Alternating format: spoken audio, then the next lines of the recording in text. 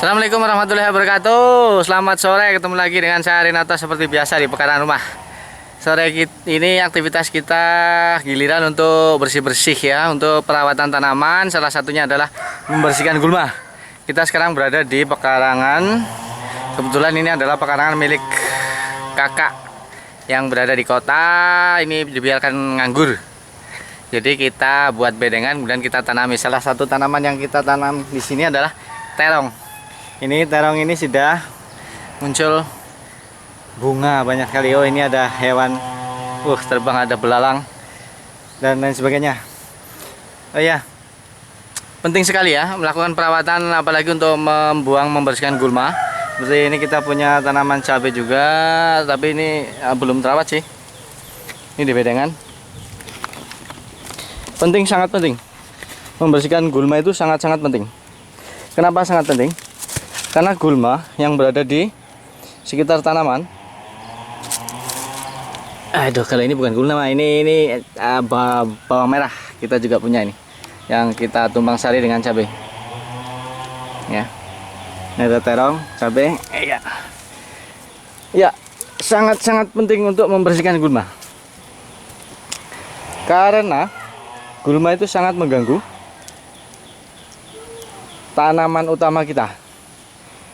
Karena tumbuhnya berada di bawah tanaman, di media tanam, di bawah sekitar tanaman, maka gulma juga akan ikut menyerap nutrisi atau unsur hara yang berada di media tanam, yang sebetulnya itu dipakai untuk memberikan nutrisi atau unsur hara kepada tanaman yang kita budidayakan.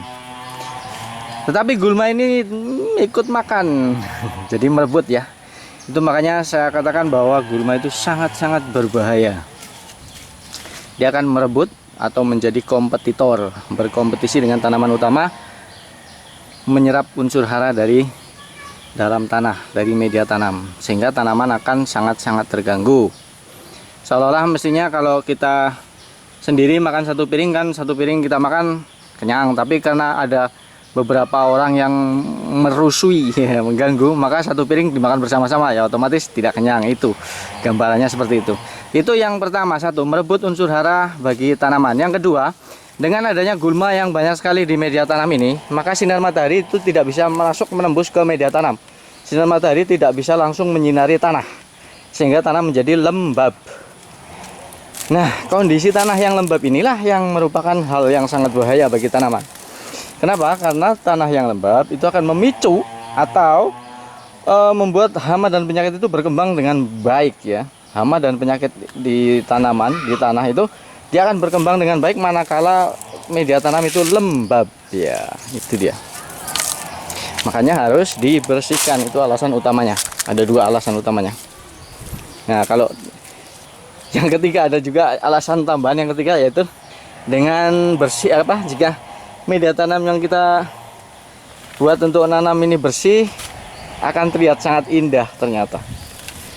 Berbeda ketika media tanamnya banyak gulma, tidak indah sama sekali. Tapi kalau bersih, yang terlihat hanya tanaman saja yang hijau, mulai muncul bunga, maka itu akan terlihat sangat indah. Itu adalah alasan yang ketiga kita membuang gulma. Alasan yang keempat, tentunya kalau kita bertanam atau berkebun secara organik, kita itu butuh yang namanya pupuk. Ya organik tidak organik ya tetap sama, butuh pupuk. Tetapi kalau organik kita butuh pupuknya adalah pupuk kompos atau pupuk organik. Nah, salah satu bahan pembuat pupuk kompos adalah gulma. Ya, ini seperti ini, tanaman pengganggu, rumput-rumputan dan sebagainya itu kita manfaatkan sebagai gulma. Itulah 4 alasan mengapa kita harus membersihkan gulma, merawat tanaman secara rutin. Oke, kegiatan sore hari ini senang sekali. Setelah tadi agak siang tadi kita juga memetik pare. Kebetulan ada tetangga yang butuh. Kita akan memetik buah pare ya. Ini kebetulan ada tetangga yang butuh juga. Kita petik bersama. Ya, tuh kan. Tuh gede banget parenya, udah lumayan. Ini sekitar umurnya 60 hari. Ya. Senang sekali rasanya kalau sudah tiba masanya untuk memetik seperti ini. Inilah salah satu manfaat yang kita peroleh dari berkebun di pekarangan rumah. Ini pare ditanam secara organik. Hijau-hijau, apa namanya, pohonnya subur banget, hijau. Ditanam menggunakan polybag yang sebelah timur, dan yang sebelah barat menggunakan karung bekas. Menggunakan media tanam organik, kemudian disiram juga dengan bahan-bahan organik seperti cucian beras, kemudian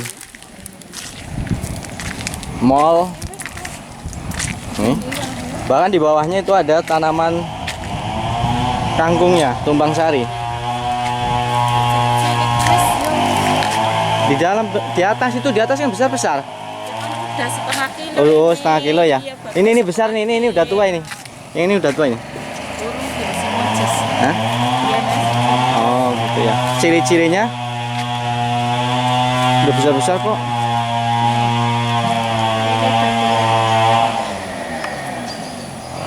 Besok aja ini buat beli yang lain. Udah? Coba lihat, bagus banget kan? Bagus banget tuh. Gede-gede. Ini dia gulmanya dikumpulkan. Nanti akan kita buat sebagai kompos.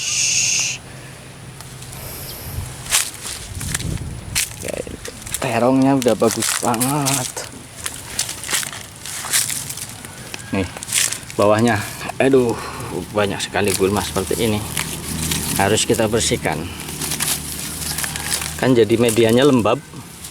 Ini tanahnya jadi basah, nggak mau kering. Nah, yang lembab seperti inilah yang mengundang hama dan penyakit berkembang biak dengan baik, sehingga bisa mengganggu tanaman. Oke, nanti kita akan terus. Ini udah mulai muncul bunga, buahnya mulai kelihatan. Senang sekali rasanya ini. Ini dia, banyak sekali gangguannya. Ini padahal terongnya sudah banyak yang berbunga, tapi sayangnya di bawahnya ini lumpur-lumpur banyak sekali, harus kita buang.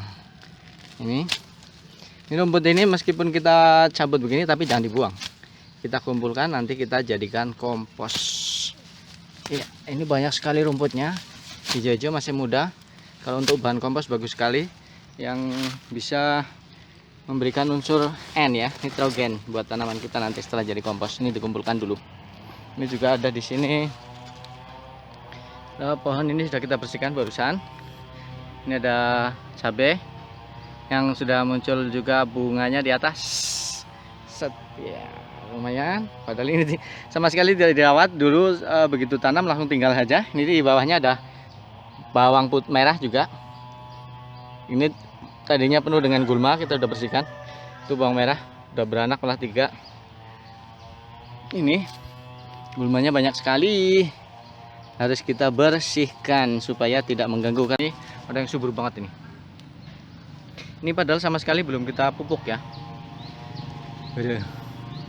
Udah muncul bunganya banyak sekali. Sama sekali belum kita pupuk. Hanya mengandalkan air got ini ya.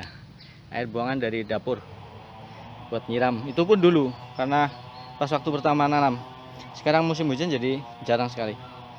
Ini juga. Ini tadinya itu pertumbuhannya kurang bagus karena daunnya seperti ini nih. Ada yang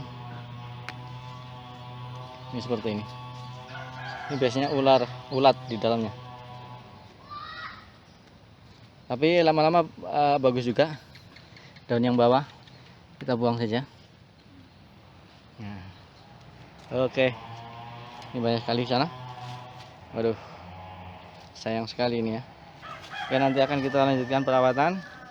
Di sana juga ada 1, 2, 3, 4 bedengan, sekitar 4 bedengan yang udah kita tanam tapi tidak kita rawat. Mudah-mudahan nanti ini bisa. Ini nampaknya kurang kalium nih.